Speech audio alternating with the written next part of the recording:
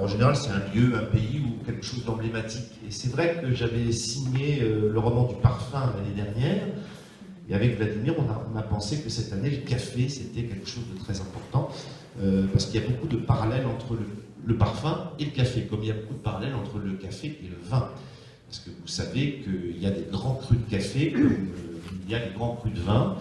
Et après avoir écrit ce livre que j'ai sorti en janvier 2014, donc il est de cette année, le livre n'a pas marché tout de suite, et au fur et à mesure du temps, j'ai été contacté par bon nombre de torréfacteurs, bon nombre de restaurateurs, qui m'ont dit c'est formidable ce que vous avez fait, parce que c'est plus qu'un roman, c'est un mini dictionnaire amoureux. Vraiment, il y a beaucoup de choses dans ce livre. Il y a le roman, bien sûr, dans la première partie, et dans la deuxième partie, il y a toute l'histoire du café à travers les siècles, depuis les origines du café jusqu'à aujourd'hui. Et ensuite, plein de petites rubriques pratiques, les femmes et le café, la santé et le café, le sommeil et l'accoutumance, plein de petites rubriques sciences et vie. Des photos, bien sûr, que j'ai faites en Colombie aussi, à l'intérieur du livre.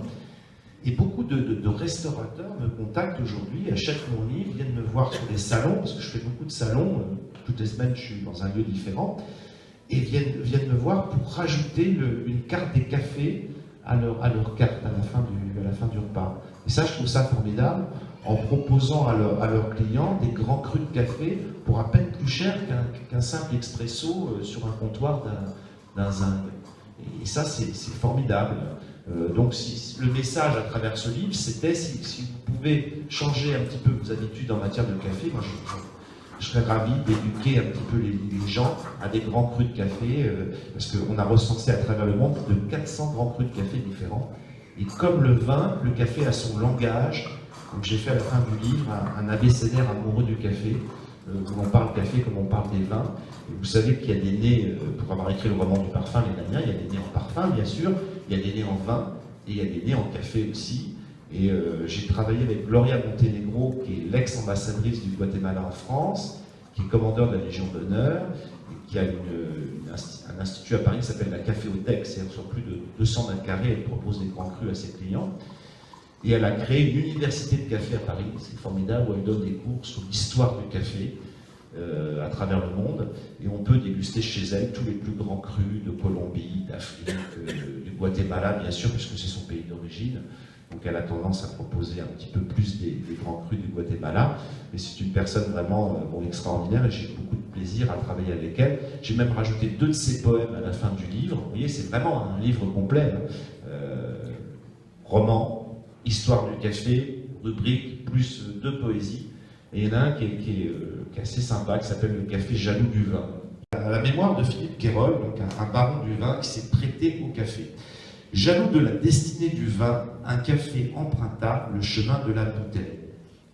Il festoya dans les vendanges, se choisissait la plus belle étiquette, se faufila dans la foire au vin, monta au podium de tasses de vinet et se trouva admis à la cour de grands crus. Il obtint ainsi ses lettres de noblesse, ses papiers d'identité. La tasse, sa douce compagne, resta inhabitée et seule de la négritude de son compagnon. Il lui revint un jour, décoré, se jeta comme un fleuve dans les rondeurs de la porcelaine, persistant et doux, plein de corps, enivrant d'arômes. La tasse remarqua que dans son périple identitaire, le café avait perdu l'amertume. Voilà, donc c'est bien pour vous dire qu'il y a beaucoup de relations entre le vin, entre le parfum et entre le café. Et Gloria m'a confié qu'en Amérique centrale, notamment au Guatemala, ils comparent des grands crus de café à des grands parfums. Donc une jeune génération de nouveaux torréfacteurs qui travaillent à l'ancienne, dans des petites boutiques, et qui vraiment cultivent le café avec amour, parce qu'ils proposent des grands crus, pour à peine plus cher qu'un simple expresso, qu'une simple capsulette venue de l'espace non Schengen, on va dire le nom.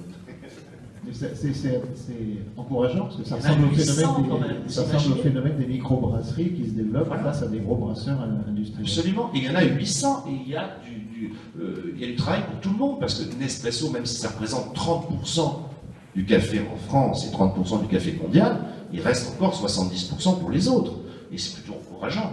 Je voudrais revenir sur Richard Pfister, votre livre, la méthode alors, que vous avez mis au point, comment elle s'appelle et à quoi ça consiste? il s'appelle Eulofner.